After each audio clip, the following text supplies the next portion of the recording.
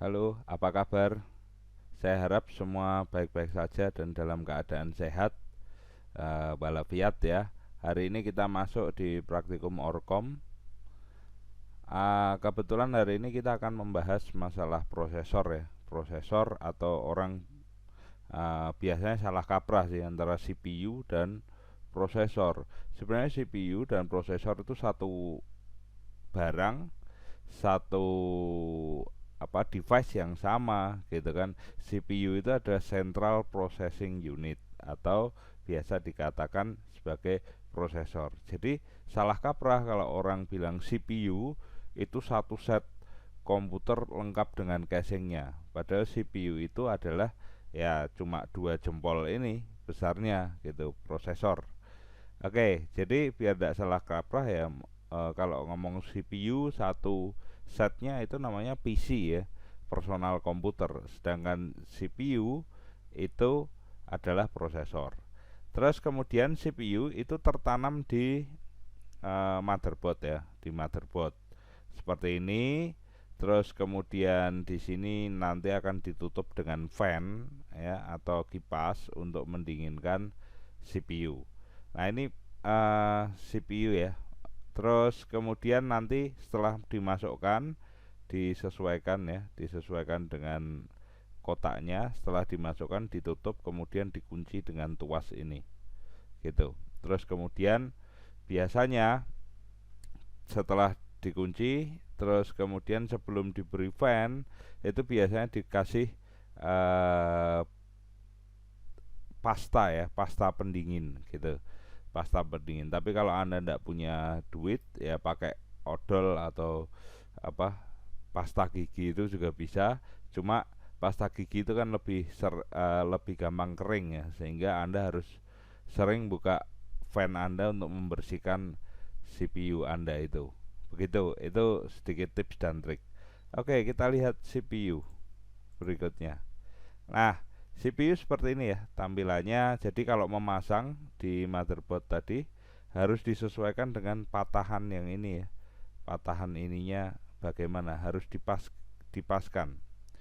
Kebetulan kalau CPU model chip seperti ini ya itu lebih memudahkan ya, lebih memudahkan daripada CPU yang model soket 478 seperti ini. Bedanya apa sih Pak? Bedanya kalau yang model chip seperti ini itu jarum-jarumnya itu ada di motherboard. Nah, model chip jarumnya ada di motherboard. Sedangkan soket ini dinamakan soket 478 ya. Karena apa? Kakinya totalnya ada 478 dan terbuat dari emas. Sehingga kalau CPU-nya ini tidak kepakai ya mungkin bisa disepuh lagi lah untuk bahan sepuhan cincin atau apapun itu.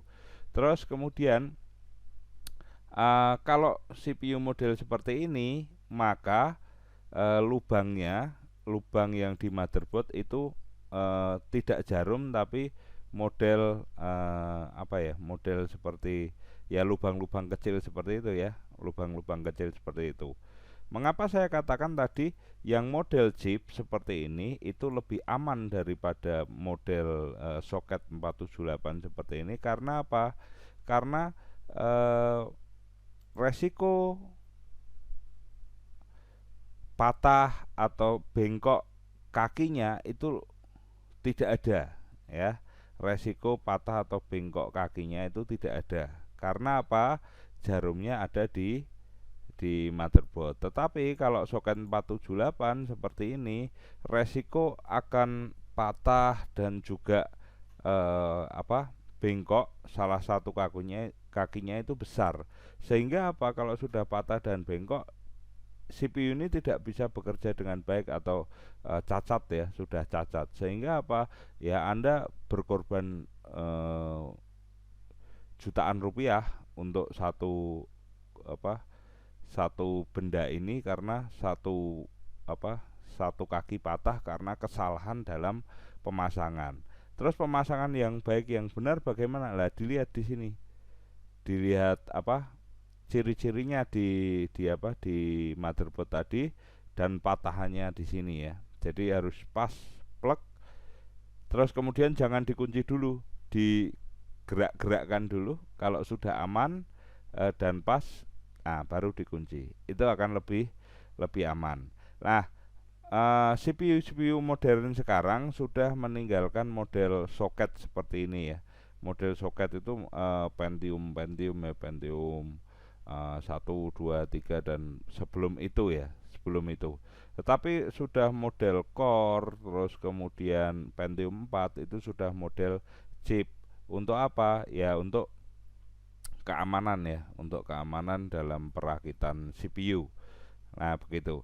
Terus kemudian dalam pemilihan CPU ini ya, pemilihan CPU itu jangan melulu masalah core ya. Masalah core artinya berapa jumlah eh, mini CPU atau jumlah CPU yang ada di dalam CPU yang Anda beli. Kalau sudah Core i7 maka bagus ya, memang karena namanya elektronik itu semakin mahal harganya memang semakin bagus, tetapi jangan lihat hanya dari core-nya saja, tetapi Anda juga harus lihat kecepatannya setiap core-nya berapa gigahertz gitu kan. Jadi ada berapa core, kecepatannya berapa gigahertz, dan yang penting thread ya, dia mendukung multi thread atau tidak ya toh. Terus kemudian berapa thread yang bisa diselesaikan dalam waktu 1 detik. Jadi sebelum Anda beli CPU, tentukan dulu spesifikasinya yang bagaimana gitu kan. Core-nya berapa, terus thread-nya berapa, terus kecepatannya berapa. Terus kemudian juga tentukan juga kebutuhannya untuk apa.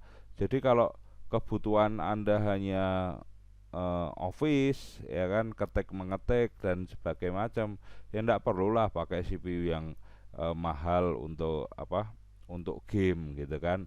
Oh, kalau kebutuhan Anda untuk